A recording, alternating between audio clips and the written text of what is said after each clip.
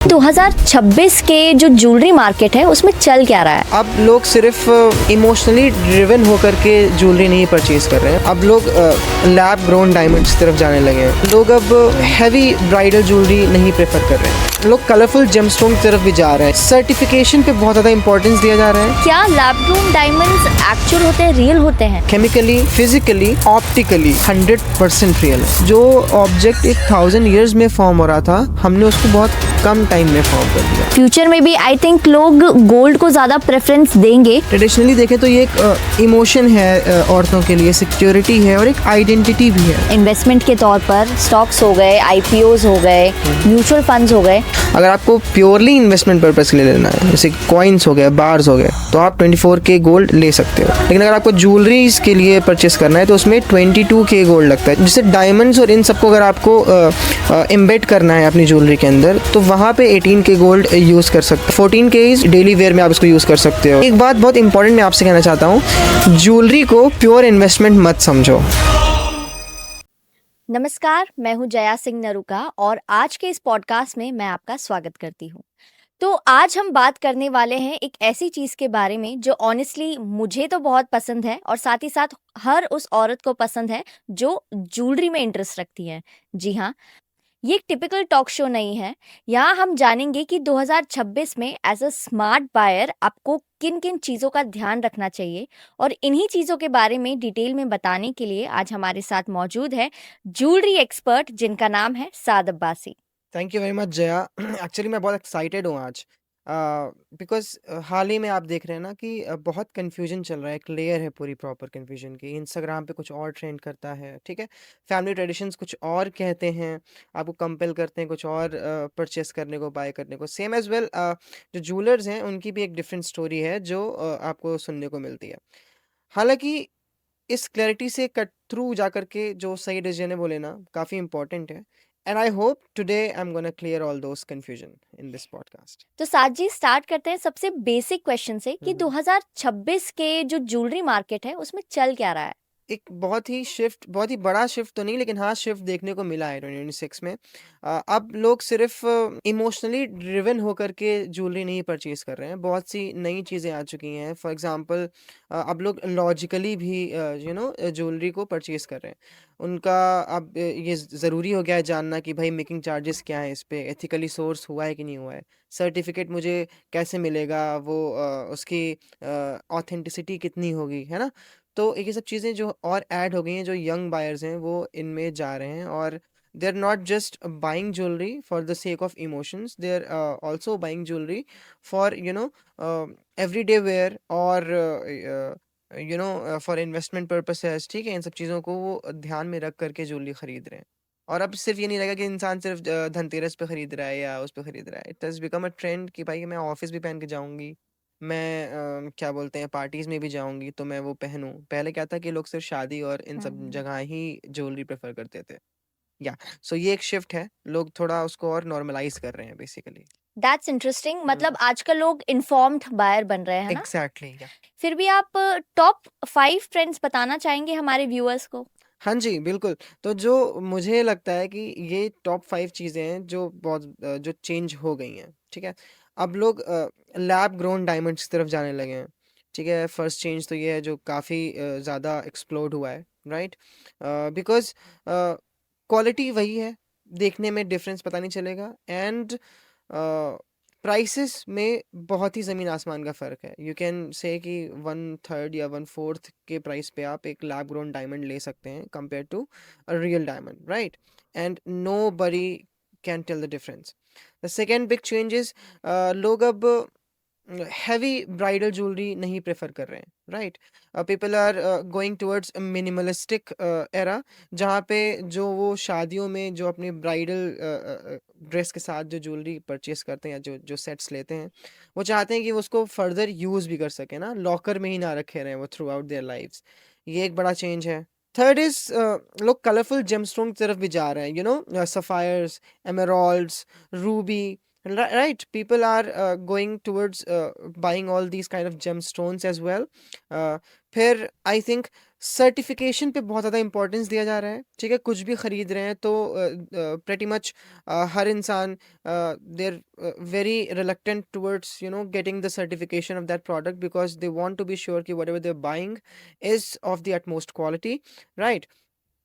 And the last one is, I think, custom made jewelry. Yeah, people are drawn towards making their own kind of jewelry. वो चाह रहे हैं कि बिल्कुल different हो, ऐसा हो जो मार्केट में ना हो, और कस्टम वो बनवा सकें।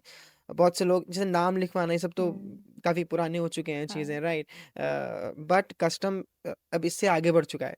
सिर्फ लोग नाम नहीं लिखवाते हैं, बहुत सी चीज़ें हैं जो वो अपनी डिज़ाइंस खुद से प्रेफर करते हैं, नॉट कि हाँ आप किसी स्टोर में गए वहाँ से आपने परचेस के लिए खुद पसंद करके खुद से डिज़ाइन कर रहे हैं लोग। तो custom made is the fifth trend that is trending in these years. या आजकल कस्टमाइजेशन ज्वेलरी का बहुत ज़्यादा ट्रेंड चल रहा है, और आई एम मतलब personally I am very curious about customised jewellery, और सुनने में आता है कि काफ़ी एक्सपेंसिव भी होती है, ऐसा होता है क्या? ये एक इंटरेस्टिंग पॉइंट है। Surprisingly not always. अगर आप डायरेक्टली मैन्युफैक्चरर्स से बात करो, लाइक सूरत, जयपुर, मुंबई में जो होते हैं, ठीक है, यहाँ पे customisations can actually save money. Retail markup नहीं लगता, प्लस एग्जैक्टली वही डिज़ाइन आपको इजीली मिल सकता है, ठीक है, नो कॉम्प्रोमाइज। वेट, मतलब I can pay less and get exactly what I want, but that sounds too good to be true. हाँ, बट थोड़ा ना होमवर्क तो करना पड़ता ही है ऑफ कोर्स। आपको रेप्यूटेड मैन्युफैक्चरर्स आइडेंटिफाई करने पड़ेंगे ना, डिज़ाइंस को डिस्कस करना पड़ेगा, ठीक है? रिटेल स्टोर में वॉक इन करके रेडीमेड लेना ईज़ियर तो है ऑफ कोर्स, लेकिन वैल्यू फॉर मनी जो है ना, वो अगर आपको चाहिए तो आपको डायरेक्ट मैन्युफैक्चरिंग हब्स में जाना पड़ेगा, ठीक है? वो रूट पकड़नी पड़ेगी, ठीक है? कंपनीज़ जैसे कि वीटी लग्ज़ूरियस हो गया, सूरत में है बेस्ड, है ना? फॉर एग्ज़ाम्पल वो work as manufacturers and also do retail. तो उन्होंने ये जो गैप है ना वो ब्रिज कर दिया है काफ़ी ईज़िली। एक और सवाल था साथ मेरे मन में कि ये जो रेगुलर बायर्स होते हैं, ये डायरेक्टली मैन्युफैक्चरर से बाय कर सकते हैं या फिर बल्क में ही आपको ऑर्डर खरीदना पड़ता है?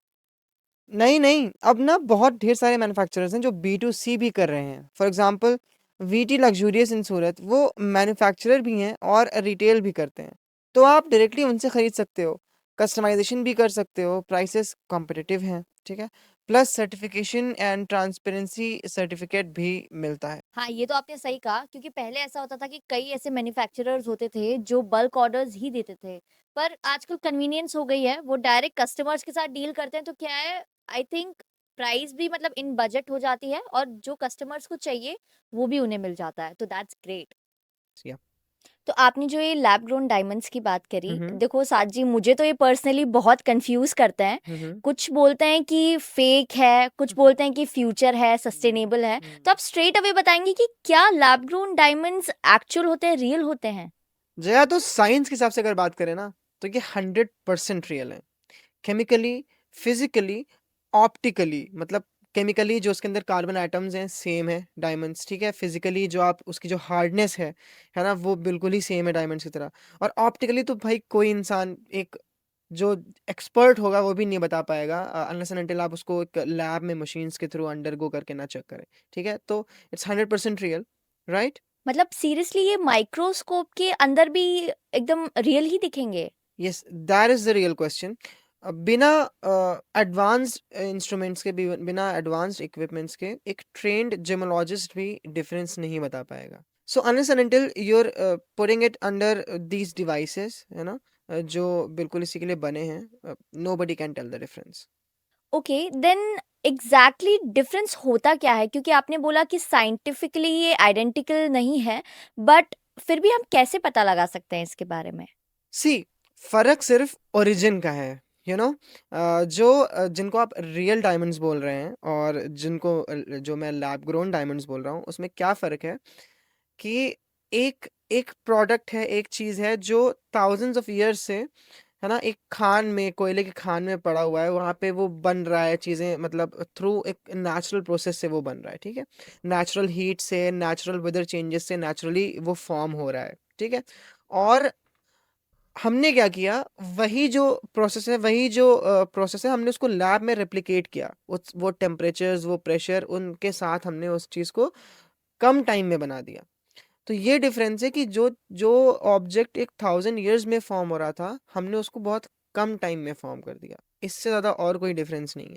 मैं आपको एग्जांपल देता हूँ। आप फ्रिज में एक आइस ट्रे में एक आइस बना लीजिए, ओवरनाइट आपने रात में रखा, सुबह बन जाएगा। तो जो आइस क्यूब होगा, और आप एक आर्कटिक सर्कल में जाएंगी, वहां पे जो ग्लेशियर से आप एक आइस तोड़ेंगी ना, तो उन दोनों में क्या कुछ फर्क होगा? जया, नहीं, नहीं। कोई फर्क नहीं होगा। हाँ। सेम है, लेकिन वो नेचुरली फॉर्म हो रहे हैं और आप इसको फ्रिज में फॉर्म कर रही हो आर्टिफिशियली, बट वो चीज है सेम। सेम तो है, मगर फिर भी ये स्टिग्मा क्यों है? मतलब why people call it artificial and they look down on it? सदियों से ना ये एक मार्केटिंग कैंपेन चला है कि भाई डायमंड्स फॉरएवर हैं, डायमंड्स रेयर हैं, है ना, और इसके जैसा कुछ भी नहीं है।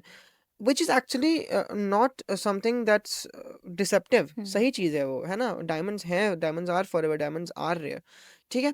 बट ये एक इमोशनल जो स्कार्सिटी, इमोशनल जो वैल्यू दी गई है और जो स्कार्सिटी जनरेट करी गई है डायमंड्स को लेकर के, कि भाई बहुत कम होते हैं, ठीक है? बहुत कम होते हैं।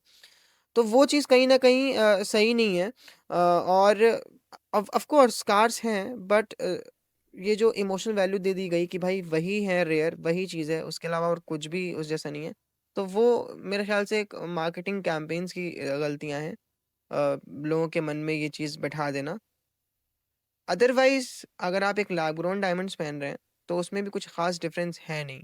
तो साथ जी, जैसे मैं तो बजट कॉन्शियस हूँ एंड आई होप आप लोग भी होंगे, हम सब सेविंग्स में बिलीव रखते हैं। तो should I go for lab grown diamonds? आप थोड़ा-सा इसको डिटेल में बताएँगे?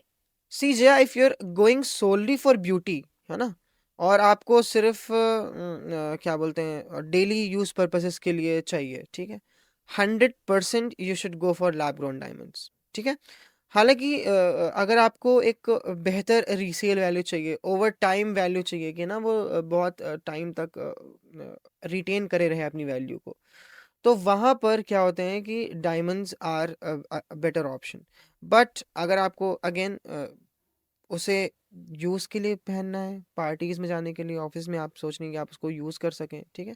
तो lab grown should be the only option that you should go with full time. मतलब आप कहना चाहते हैं कि इन्वेस्टमेंट के लिए जो रियल डायमंड्स हैं that are better and daily use के लिए लैब ग्रोन्स बेटर है ना? एग्ज़ैक्टली जया। बट आप ये भी देखें कि कितने लोग ऐसे हैं जो अपनी एंगेजमेंट रिंग रीसेल कर देते हैं? हुँ। बहुत कम, राइट? हाँ। तो वहाँ पर भी आप क्या बोलते हैं, लैब ग्रोन डायमंड की तरफ जा सकते हैं, बिकॉज़ रेयरली ऐसा होता है कि लोग अपनी ब्राइडल पीसेस को रीसेल करते हैं, बिकॉज़ इमोशनल सेंटिमेंट्स अगेन। साजी, अगर हमें मार्केट में जाना हो और खरीदारी करनी हो, चाहे वो नेचुरल डायमंड्स हो या लैब ग्रोन डायमंड्स हो, तो इसकी क्वालिटी चेक कैसे करते हैं? और मैंने मतलब 4 सीज़ के बारे में भी बहुत सुना है, तो ये होता क्या है? ऑफ कोर्स यार, डायमंड क्वालिटी के लिए ना आपको 4 सीज़ पता होना बहुत ज़रूरी है। 4 सीज़ कुछ नहीं, कट होता है, 1 C is cut, another is clarity, another is colour, and then you have carat, right? So cut, clarity, colour, carat, ये 4 सीज़ हैं।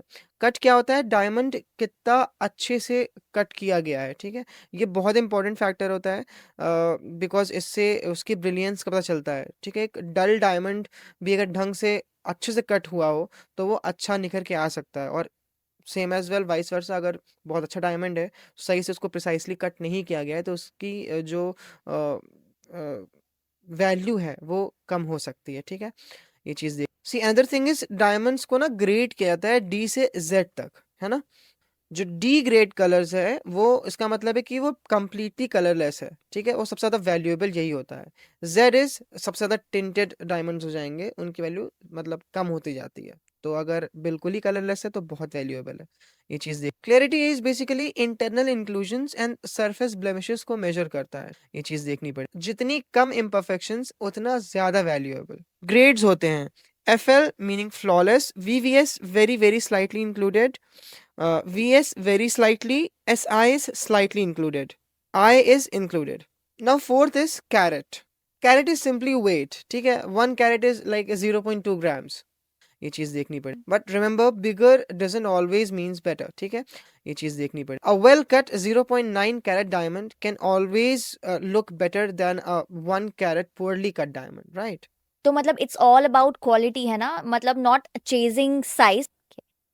बट हम जनरली ये देखते हैं कि जो कैरेट है that directly affects the prices, right? Hugely, prices exponentially बढ़ते हैं, राइट? 0.5 कैरेट डायमंड अगर आप लोगे तो कुछ आपको 50,000 के अराउंड मिल जाएगा। हालाँकि अगर आप उसको डबल करते हो, 1 कैरेट की तरफ जाते हो तो easily prices will go up like 2 lakhs plus, ठीक है? तो इतना डिफरेंस हो जाता है। इतना ज़्यादा? Yes, that makes sense. मतलब जो इम्पोर्टेंट है वो है 4 Cs: cut, colour, carat and clarity. But जो रेगुलर बायर्स हैं, तो मतलब उन्हें कैसे पता चलेगा कि जूलर जो है जो उनसे सच बोल रहा है? Like we can not just go in a shop and identify a diamond by its grade. Exactly, and that's where certification comes in. इसीलिए मैं बार-बार स्ट्रेस करता हूँ इस चीज़ के ऊपर कि भाई सर्टिफिकेशन बहुत इम्पोर्टेंट है, ठीक है? तो आपको क्या करना है, जब भी आप किसी सेलर के पास जाते हो या परचेज़ करने आते हो ज्वेलरी, तो you have to make sure कि आपको एक प्रॉपर सर्टिफिकेशन मिल रहा है आपकी परचेज़ का, राइट? वही चीज़ है जो आगे चल के आपकी जो ज्वेलरी है उसको लेजिट बनाता है, ठीक है? बिकॉज़ देख कर के नोबडी कैन अटेस्ट कि हाँ, ये एक ओरिजिनल है या एक आर्टिफ़िशियल प्रोडक्ट है। See, so certification is very important, right? वहाँ पे आप आराम से जो भी 4 सीज़ हैं उसको आप एक्नॉलेज कर सकते हो सर्टिफ़िकेशन के थ्रू। मतलब सर्टिफिकेशन से हम मतलब पता लगा सकते हैं कि हाँ, ये डायमंड असली है। येस।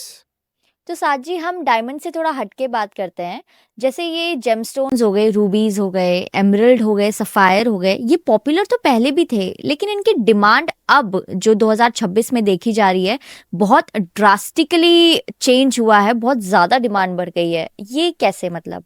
बिल्कुल सही नोटिस किया आपने। जेमस्टोन्स हमेशा से पॉपुलर तो थे इंडिया में ट्रेडिशनली, बट उनका ना थोड़ा रिलेशन एस्ट्रोलॉजिकल पर्सपेक्टिव की तरफ ज़्यादा था।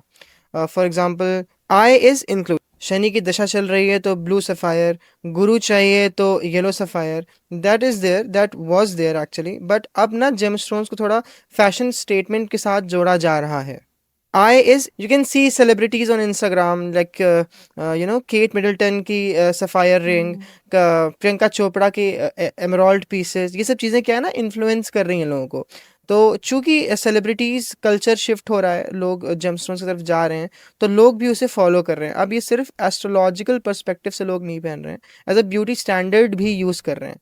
सो gemstones are not just for the purpose of these astrological things, but it has become something more, something which is more relevant in today's society। ऐसा करके लोग उसे ज़्यादा यूज़ कर रहे हैं, बिकॉज अब सिर्फ लोग डायमंड्स और गोल्ड की तरफ नहीं जा रहे हैं, जेमस्टोन्स का उतना ही औदा बढ़ चुका है मार्केट में। तो मतलब पॉप कल्चर ने जेमस्टोन्स को ज़्यादा मेन स्ट्रीम कर दिया, ज़्यादा मशहूर कर दिया है ना? Exactly, like gemstones pop culture में ही ज़्यादा निकल कर आए हैं, पहले इनका इतना रोल नहीं था सोसाइटी में, ब्यूटी स्टैंडर्ड से तो बिल्कुल भी नहीं था।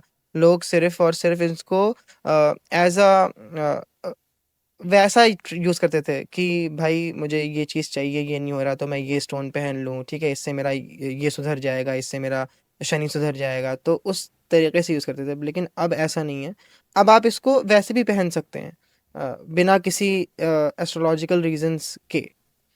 तो what makes gemstones special as compared to diamonds? मतलब अगर मैं रूबी खरीदने जाऊं या रूबी लेने जाऊं, तो मैं क्यों रूबी को प्रेफरेंस दूं एक डायमंड से, अगर हम कंपेयर करें तो? सी, डायमंड्स जो होते हैं वो कलरलेस होते हैं, ठीक है? Unless and until you go for coloured diamonds जो कि एस्ट्रोनॉमिकल प्राइसेस में मिलते हैं जया, ठीक है? तो डायमंड्स, जो कलर्ड डायमंड्स होते हैं, उनको उनको एक्वायर करना, उनको परचेस करना बहुत ही बड़ी बात है इनफैक्ट, ठीक है? बहुत ही महंगे मिलते हैं।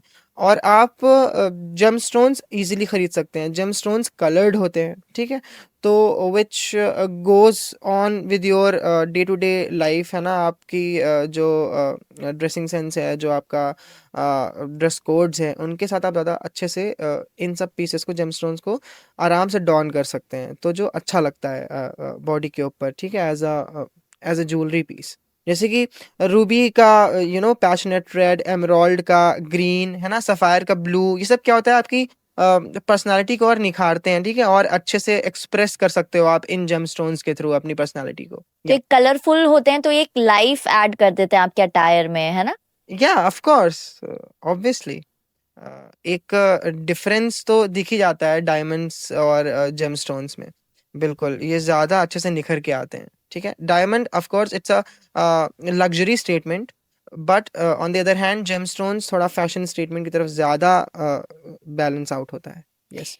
हमने डायमंड और जेमस्टोन्स की तो बात कर ली, तो अब बात करते हैं एक ऐसी चीज़ के बारे में जो आई थिंक जिससे हमें तो क्या, हमारी मम्मियों को भी बहुत प्यार है। चाहे 2026 हो गया, 2025 हो गया, 3000 हो गया, मतलब फ्यूचर की बात करें, फ्यूचर में भी आई थिंक लोग गोल्ड को ज़्यादा प्रेफरेंस देंगे। पर गोल्ड में ऐसा क्या है जो लोग बार बार गोल्ड की तरफ ही अट्रैक्ट होते हैं? Why not any other thing? बहुत ही अच्छा सवाल है आपका, थैंक यू आप पूछने के लिए। गोल्ड जो है बहुत डीपली रूटेड है हमारे इंडियन सोसाइटी में, ठीक है। जैसे आप देखती हैं कि वुमेन जो हैं वो बहुत ही ज़्यादा प्रेफर करती हैं गोल्ड को आज भी, और जैसे आपने कहा कि हमेशा करती रहेंगी। इसका ना अगर आप हिस्टोरिकली देखें तो आपको समझ में आएगा। पहले क्या था कि जो गोल्ड हुआ करता था वो सोली वुमेन के राइट्स होते थे उसके ऊपर। एक एसेट, फाइनेंशियल एसेट की बात करें तो मर्दों के पास तो ज़मीनें होती थी, चीज़ होती थी, बट इनका शेयर वुमेन के पास नहीं होता था। उनके पास क्या होता था? सिर्फ और सिर्फ गोल्ड। लिक्विड सोना। एसेट के लिए क्या होगा उनके पास? ओनली गोल्ड, ठीक है। तो वो बहुत डीप रूटेड है और वो आज भी चलता हुआ चला आ रहा है, ठीक है। उसको ट्रेडिशनली देखें तो ये एक इमोशन है, औरतों के लिए सिक्योरिटी है और एक आइडेंटिटी भी है, ठीक है। गोल्ड जो है वो ऑस्पिशियस भी माना जाता है, वेडिंग्स में देना, धनतेरस में देना, है ना। तो इट्स नॉट समथिंग जो आज का ट्रेडिशन है, ये 1000 years ऑफ ओल्ड ट्रेडिशन है जो इंडियन सोसाइटीज़ में है। तो ये चलता रहेगा, इट्स वेरी कॉमन। तो साथ जी, मॉडर्न वर्ल्ड में स्टॉक्स भी है हमारे पास, इन्वेस्टमेंट के तौर पर स्टॉक्स हो गए, आईपीओज हो गए, म्यूचुअल फंड्स हो गए। तो क्या इससे मतलब गोल्ड की वैल्यू आपको नहीं लगता कि कम हो जाएगी? सरप्राइजिंगली ऐसा नहीं है ना। गोल्ड जो है वो आज भी रेलेवेंट है सोसाइटी में, आज भी लोग प्रेफर करते हैं, ठीक है।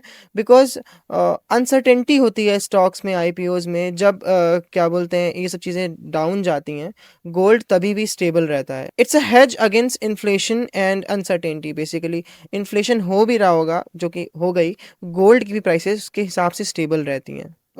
स्टॉक्स में इतनी सर्टेनिटी नहीं है जितनी गोल्ड में है। यप।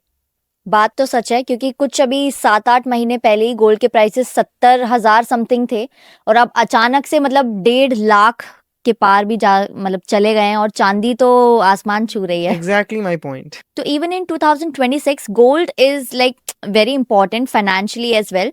पर ये जो कैरेट्स हैं, जैसे 24 हो गया, 22 हो गया, 18 हो गया, और अब तो मैं 9K भी सुनने में आ रहा है। तो आई एम कंफ्यूज कि अगर इन्वेस्टमेंट करें तो करें किस में, और ये क्या है मतलब?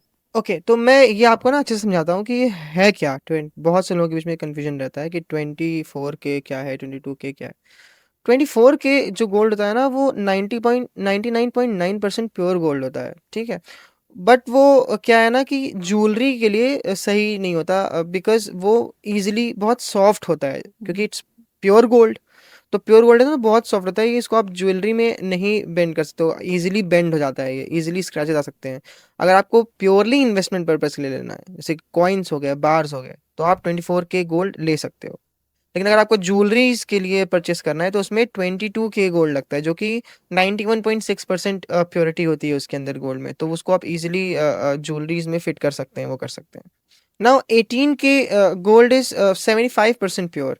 इसमें अदर मेटल्स भी मिक्स होते हैं, तो ये परफेक्ट होता है। जैसे डायमंड्स और इन सबको अगर आपको एम्बेड करना है अपनी ज्वेलरी के अंदर, तो वहाँ पे 18K गोल्ड यूज़ कर सकते हैं आप, बिकॉज ये बहुत ही बहुत स्ट्रांग होता है चूँकि। तो जो डायमंड को या किसी और चीज़ को अगर आप उसके अंदर एम्बेड करें तो ईजिली होल्ड करता है वो, ठीक है। तो काफ़ी बेहतर होता है उस चीज़ के लिए। 14K gold is 58.3% pure. ये बहुत ही ड्यूरेबल होता है, क्योंकि अगेन आप बहुत प्योर के नीचे, जो बहुत प्योर गोल्ड होता है ना, वो बहुत सॉफ्ट होता है। तो आप जैसे जैसे जैसे आप प्योरिटी में नीचे आते जाते हो, ड्यूरेबिलिटी बढ़ती जाती है चीज़ की। तो 14K इज बहुत ज़्यादा ड्यूरेबल, ठीक है। ये डेली डेली वेयर में आप इसको यूज़ कर सकते हो, ठीक है। और वेस्टर्न कंट्रीज़ में काफ़ी पॉपुलर है, बहुत ही ज़्यादा पॉपुलर है। सर 14K तो ठीक है, लेकिन ये जो 9K है, ये किस तरह का गोल्ड है? मतलब किन चीजों में काम आता है, और क्या है ये basically? See 9K gold is only 37.5% pure, right. हालांकि ये रिसेंटली ट्रेंड कर रहा है इंडियन मार्केट्स में, बिकॉज ये बहुत ही ज़्यादा बजट फ्रेंडली होता है, बहुत ही रीज़नेबल प्राइस में मिल जाता है आपको और आप इसको रगड़ के पहन सकते हो लाइक डेली लाइफ में, ठीक है? बिकॉज़ 22 के गोल्ड का क्या है ना कि आप उसको हर ऐसे डेली में नहीं पहन सकते, आप ऑफ़िस जा रहे हो नहीं, थोड़ा एक वो रहता है, एक सिक्योरिटी का डर रहता है ना, आप रात में घर से निकल रहे हो तो नहीं चाहोगे कि आप सोने की चेन पहन के जाओ ना, because of course security purposes. But 9 के चूँकि वो बहुत बजट फ्रेंडली होता है और बहुत ही ईज़िली आप उसको परचेज़ कर सकते हो। तो और 37.5% प्योर होता है, तो ड्यूरेबिलिटी बहुत ही ज़्यादा होगी इसमें। तो दैट इज़ व्हाई ये काफ़ी आजकल हालाँकि ट्रेंड कर रहा है। ये बात आपने बिल्कुल सही बोली, क्योंकि एक सिक्योरिटी इशू तो रहता ही है हम सबको अगर हम गोल्ड पहन के जाते हैं। एंड पहले तो मतलब ऐसा होता था सिर्फ चेन चुराते थे, आजकल चेन तो चुराते ही हैं, साथ में जान भी लेकर चले जाते हैं, क्योंकि अगर आप कुछ ऑर्नामेंट छीन नहीं पा रहे हो तो चोर गुस्से में आके चाकू ही घोप देते हैं आपके अंदर। एकदम सही बोला आपने, आई एग्री। हालाँकि अगर आपको ना इन्वेस्टमेंट के लिए चाहिए तो 20 के should be your only option, है ना? बिकॉज़ जितनी ज़्यादा प्योरिटी होती है, उतनी अच्छी रीसेल वैल्यू होती है, ठीक है? और एक बात बहुत इम्पोर्टेंट मैं आपसे कहना चाहता हूँ, ज्वेलरी को प्योर इन्वेस्टमेंट मत समझो। क्यों? मतलब व्हाई नॉट? सोना तो सोना है, प्राइजेस तो बढ़ती हैं आखिरकार। हाँ जी, बिल्कुल सही। गोल्ड की प्राइसेस बढ़ती हैं, बट रिमेंबर जब आप ज्वेलरी परचेस करते हो, तो आप सिर्फ गोल्ड नहीं परचेस करते हो, आप उसमें मेकिंग चार्जेस भी दे रहे हो बनने के, है ना? आप जीएसटी दे रहे हो, वेस्टेज चार्जेस दे रहे हो। तो ये सब जो चार्जेस है ना, जो आप एक्स्ट्रा पे कर रहे हो, ये थोड़ी ना आपको वापस मिलेगी जब आप उसको हम्म। रीसेल करोगे। सिर्फ गोल्ड की वैल्यू इंटैक्ट रहती है, ठीक है? तो ये थोड़ा-सा मिसकंसेप्शन है लोगों के अंदर कि मैंने इतनी की ज्वेलरी ली, तो मुझे इससे ज़्यादा पैसे मिलेंगे। आप ये देखो कि उसमें गोल्ड के कंपोनेंट्स कितने हैं, गोल्ड सिर्फ प्योर गोल्ड क्या है, ठीक है? तो वही चार्जेस बढ़ रहा है। बाकी आप जो मेकिंग चार्जेस दे रहे हो, जो जीएसटी भर रहे हो उसके ऊपर, वो सब चीज़ें थोड़ी ना आपको वापस मिलेंगी। मतलब इन्वेस्टमेंट के तौर पर हमें सॉलिड गोल्ड में इन्वेस्ट करना चाहिए ना, ताकि उसकी रीसेल वैल्यू और ज्यादा बढ़े। एग्जैक्टली अगर आपको सिर्फ इन्वेस्ट करना है तो आई वुड सजेस्ट कि आप कॉइन्स खरीदो, बार्स हम्म। खरीदो, क्योंकि उसमें कोई मेकिंग चार्जेस नहीं है ना? तो जब आप उसको वापस देने जाओगे, रीसेल करने जाओगे, तो आपका जो जिस पैसे में आपने गोल्ड लिया होगा उसको, उसका आपको जो एलिवेटेड प्राइस होगा वो मिल जाएगा, ठीक है? बट ज्वेलरी के केस में ऐसा नहीं होता। अब तक हमने बात करी है गोल्ड के बारे में, डायमंड्स के बारे में, जेमस्टोन्स के बारे में, तो अब बात करेंगे स्मार्ट बायर्स के लिए। तो आप कुछ green flags and red flags मुझे बताएंगे ताकि हम्म। उनको बेटर आइडिया लगे, है ना? हाँ जी, बिल्कुल। सी ये एक बहुत बड़ा रेड फ्लैग है कि जो जूलर है, जो रिटेलर है, वो आपको सर्टिफिकेशन देने से मना कर दे या डिले करे, तो ये रेड फ्लैग है, आपको नहीं परचेस करना, ठीक है? हाँ, अगर वो आपको एकदम डिटेल्ड ब्रेकडाउन दे रहा हो कि भाई ये डायमंड के चार्जेस हैं, ये मेकिंग चार्जेस हैं, इतना इतना जीएसटी लगेगा, ठीक है? सब कुछ ट्रांसपेरेंट आपको वो इनवॉइस दे रहा है, it is a green flag. Price is too good to be true, ठीक है? इतना सस्ते में आपको बेचे कि भाई आपको लगे अरे बाप रे इतना सस्ता कैसे हो गया, तो वो भी रेड फ्लैग है। हो सकता है कि प्योरिटी में इश्यूज हों। फिर you've गॉट गोल्ड पे हॉलमार्क का ना होना, ये भी एक बहुत बड़ा रेड फ्लैग है। अगर आपको पुशी सेल्स टैक्टिक्स देखने को मिल रही है, जैसे ये ऑफर आज तक का ही है, कल नहीं मिलेगा, तो ये भी एक रेड फ्लैग है, ठीक है? गोल्ड में ऐसे नहीं होता कि कोई आपसे क्लेम नहीं कर सकता कि आज इतना ऑफर है, कल नहीं मिलेगा, ठीक है? ये पुशी सेल्स टैक्टिक्स हैं, आपको अवॉइड करनी चाहिए। अक्सर ऐसा होगा कि आप टेक्निकल क्वेश्चंस पूछोगे उससे रिगार्डिंग सर्टिफिकेशन एंड ऑल, तो आपको वेग आंसर्स मिलेंगे। यहाँ पर क्या करना है, आपको बच के रहना है, ठीक है? क्योंकि एक लेजिट जो रिसेलर होगा उसके पास बहुत ही क्लियर आंसर्स होंगे आपके आपके इन सब टेक्निकल क्वेश्चंस के। और जया जो रिप्यूटेड ज्वेलर्स होते हैं वो आपको अपफ्रंट बताते हैं इसकी रीसेल वैल्यू क्या होगी, है ना? इसका एक्सचेंज प्राइसेस क्या होंगे। क्लियर बायबैक और एक्सचेंज पॉलिसीज अगर ये आपको सुनने को मिल रही हैं, तो ये ग्रीन फ्लैग है ना? आप ट्रस्ट कर सकते हो। अगर आप ऑनलाइन रिव्यूज़ देख रहे हो, है ना? आप लोगों से पूछ रहे हो उनके बारे में, अगर आपको अच्छी रेपुटेशन सुनने को मिल रही है, ठीक है? तो ये मोस्टली क्या है कि आप इस पे रिलाय कर सकते हो इन आउटलेट्स पर। थैंक यू सो मच, आपने बहुत ही इन्फॉर्मेटिव रेड फ्लैग्स और ग्रीन फ्लैग्स के बारे में हमारे जो रेगुलर बायर्स हैं उनको बताया। मेरा एक और क्वेश्चन है आपसे कि जो ये रेगुलर बायर्स हैं, ये डायरेक्ट मैन्युफैक्चरर से खरीद सकते हैं या फिर उन्हें बल्क ऑर्डर करना पड़ता है? हाँ, ये एक स्मार्ट ऑप्शन है। इंडिया में ऐसे सूरत कटिंग के लिए फ़ेमस है, ठीक है? मुंबई मैन्युफैक्चरिंग के लिए फ़ेमस है। Jaipur is famous for gemstones, right? Oh, तो अगर आप डायरेक्ट मैन्युफैक्चरर से कॉन्टैक्ट करते हैं, तो जो रिटेल कट होता है ना, वो आपका डिडक्ट हो जाता है। फिर भी रियलिस्टिकली हम कितना सेव कर लेते हैं? आप मानोगे नहीं, बट टिपिकली हम ना 30 से 40% सेव कर सकते हैं इसके थ्रू। ठीक है? जो रिंग आपको एक रिटेल स्टोर पर 1 लाख की मिलेगी, वो आप मैन्युफैक्चरर से डायरेक्ट कॉन्टैक्ट करके आई थिंक 60 टू 70,000 में ही परचेज़ कर सकते हैं। तो इतना ज़्यादा सेविंग आप कर सकते हो। इतना फ़र्क पड़ता है लिटरली? हाँ, ऑब्वियसली थोड़ा रिसर्च करना पड़ता है, थोड़ा-सा मतलब ऑफ़ कोर्स आप किसी स्टोर में जा रहे हो तो ये बहुत हैसल फ्री काम होता है। इसके लिए आपको थोड़ा रिसर्च करना पड़ता है, थोड़ा पता करना पड़ता है ना? तो वो है, थोड़ा रिसर्च लगती है, बट आप सेविंग कर सकते हो, yes of course. Thank you so much साथ जी, आप इस पॉडकास्ट पर आए, आपने टाइम निकाला स्पेशली हमारे लिए। और ना सिर्फ आपने लैब ग्रोन डायमंड्स के बारे में बताया, आपने जेमस्टोन्स के बारे में भी बताया, गोल्ड के बारे में भी बताया, और ये भी बताया कि मतलब पहनने के लिए ज्वेलरी तो बेटर है ही, साथ ही साथ इन्वेस्टमेंट के पर्पज से भी ज्वेलरी बहुत बेटर है। जी, ज्वेलरी ना पहनने के लिए तो बहुत बेटर है, लेकिन इन्वेस्टमेंट के लिए सिर्फ़ ज्वेलरी नहीं, अगर आपको सिर्फ़ इन्वेस्ट करना है, तो आई वुड सजेस्ट कि go for gold coins and bars. Bars. या? ओके, या। Thank you. Hmm, hmm.